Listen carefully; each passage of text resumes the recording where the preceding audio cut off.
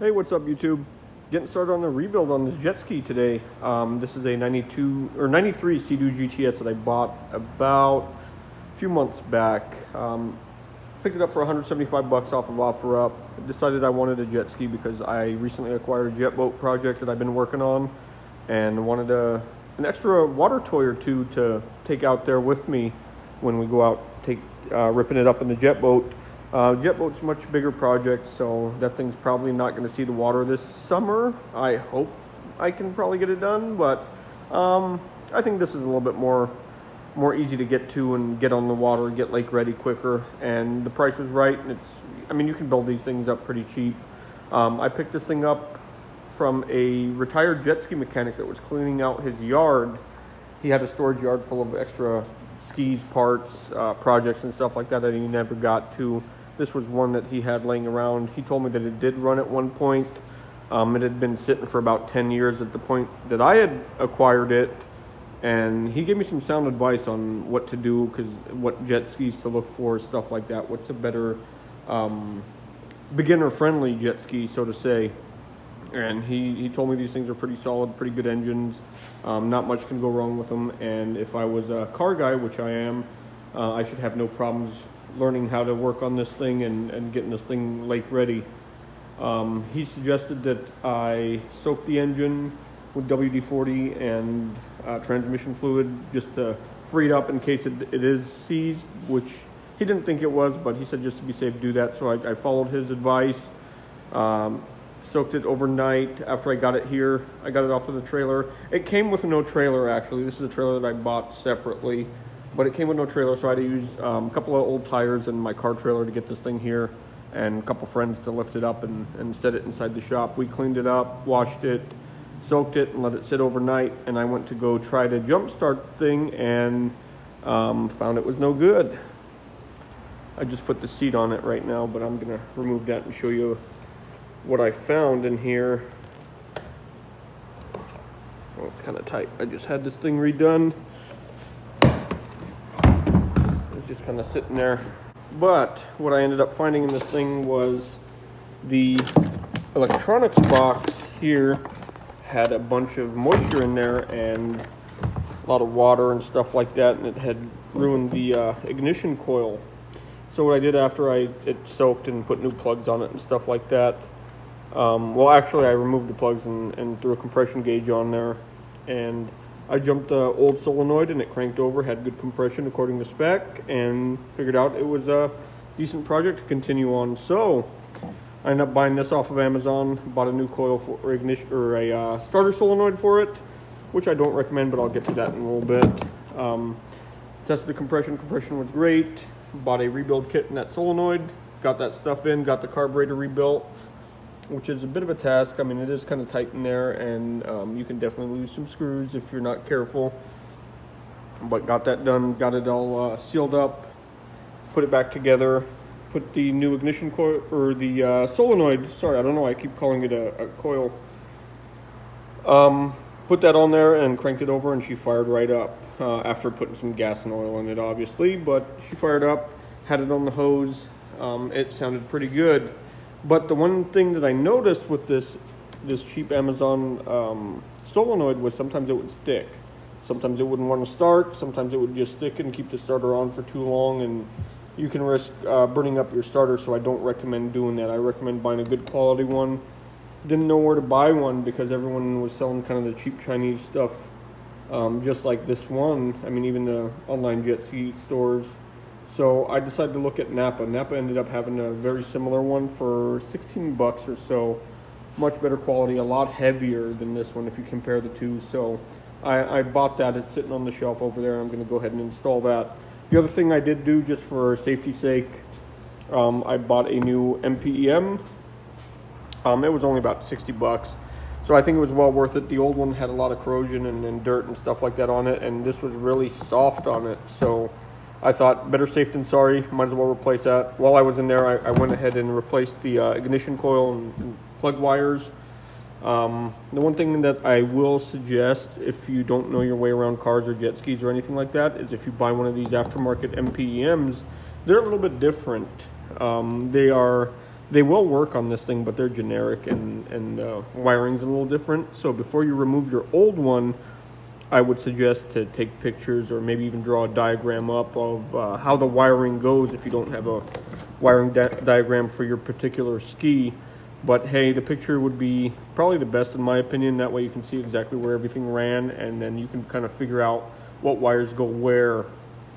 These are pretty simple machines, so it's not too much figuring out to do, but just be careful. I know it can be intimidating for people that haven't worked with this kind of stuff before, but take it easy, take some pictures, draw a diagram, and you won't have any problems. Other things I did do to the ski, well, obviously we got the seat back from upholstery today. The seat on the thing was chewed up pretty well. It sat outside in the Phoenix heat, so it wasn't very nice to the seat. The plastic fuel selector was broken. I mean, it was pretty bad, so I found this billet one on Amazon for $5. Had to file it a little bit to get it to fit perfectly.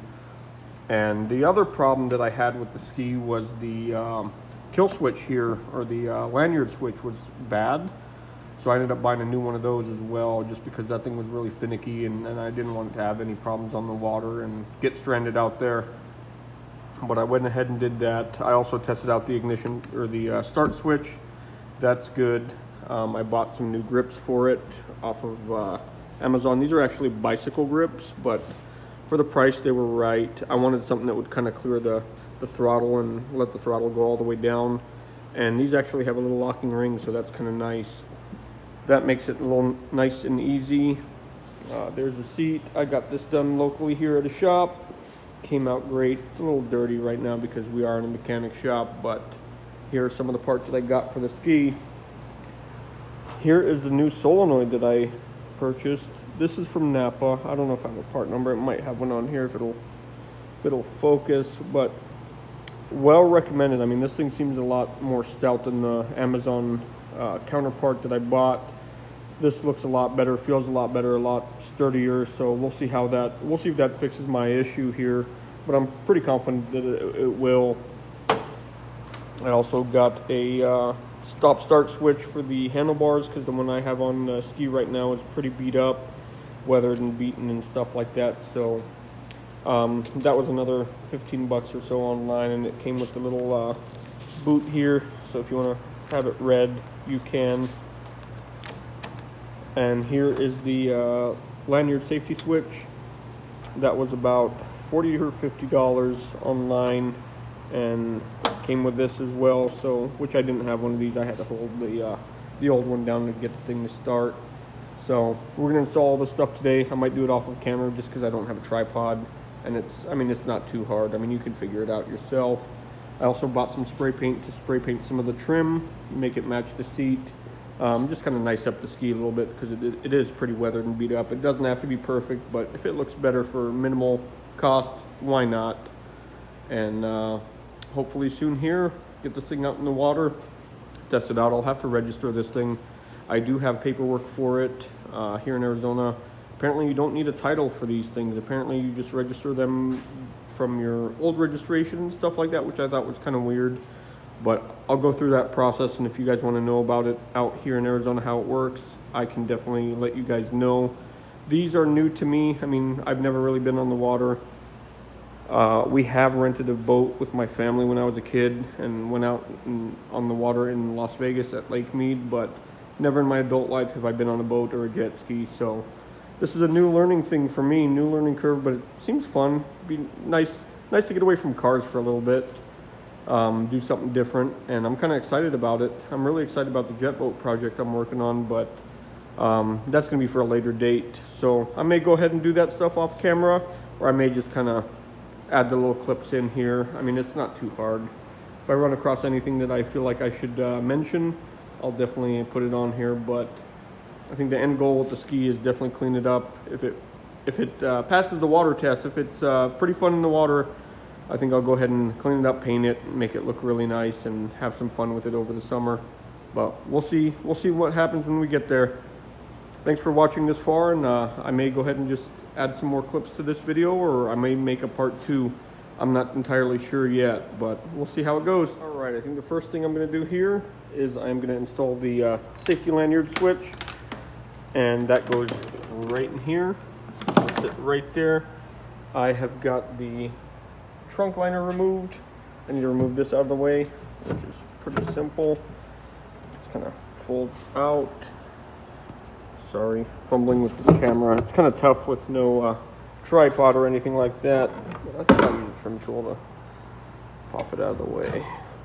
There we go. Seems like it's going now.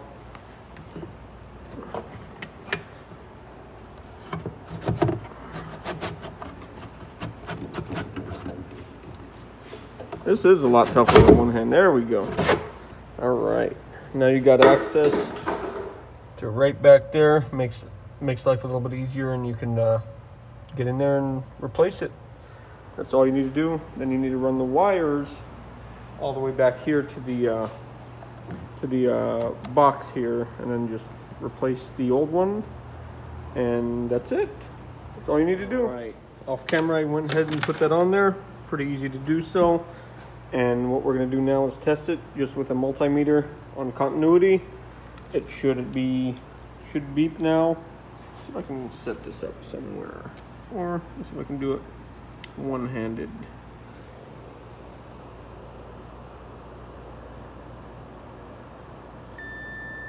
I don't know if you guys can hear the beep, but it's beeping. We're going to go ahead and pull the lanyard off. It should be an open switch now. In theory, killing the jet ski so it doesn't run away from you. And there we are. It is open. Now you don't have to, if you don't have a multimeter, you don't have to do it that way. You can obviously test it with the ski running, but hey, better safe than sorry before you go ahead and install everything and run all the wires all the way to the CDI box and well, brain box. Makes life a little bit easier. Here's the old wiring for that kill switch. It runs on my particular ski right in here. And here are the two wires. So you will have to unhook that one there. And then the other one is right here. So once you replace these with the new ones that I have ran all the way through here, there it is. Even comes with a new grommet and everything, so you don't have to worry about it. You should be all set. So I'm going to go ahead and replace that off camera and come back. All right, YouTube. Next step is we're going to replace this starter solenoid. We're going to replace it with the Napa counterpart. This thing seems a little bit more solid and built a lot better. It's definitely quite a bit heavier.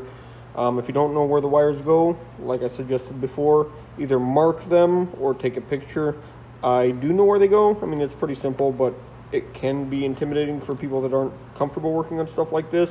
Just make sure your battery's disconnected so you don't short anything out. Keep the battery disconnected, go ahead and replace it, take a picture. Oh, look at that. I don't know if you can see that, but that's definitely an issue. Yeah, that thing didn't last very long, so we'll see if that takes care of the issue. All right, at least got the old one out. This thing's definitely a lot cheaper quality.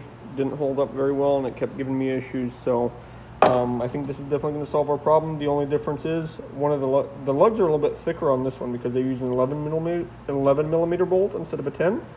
So all I had to do is hog this ring connector out a little bit with a file, and it fits just fine. And I think that's all we're going to do for today as far as the electronics. I'm not going to replace the stop-start switch up here just because I don't have the handlebar cover, and the new stop-start switch has a cover that goes over it, and I'm kind of concerned that it'll fall off on the first trial. So I'm going to wait and replace that when I get a cover for the handlebar or find a solution. So I think for the time being, I'm just going to cover that up with a little bit of electrical tape just to keep the water out of there. But we've got the safety lanyard installed. It's working just fine. There's the start button, and I think that should do it. I'm going to make a part 2 for the rest of the work I'm going to do to the ski, and just so I don't drag this video out, but so far so good. All right, YouTube, got everything signed, sealed, and delivered. Got the electronics all put away in the box as it should. I've got it on the jump box right now because I don't have a battery for it, but let's see if she fires up.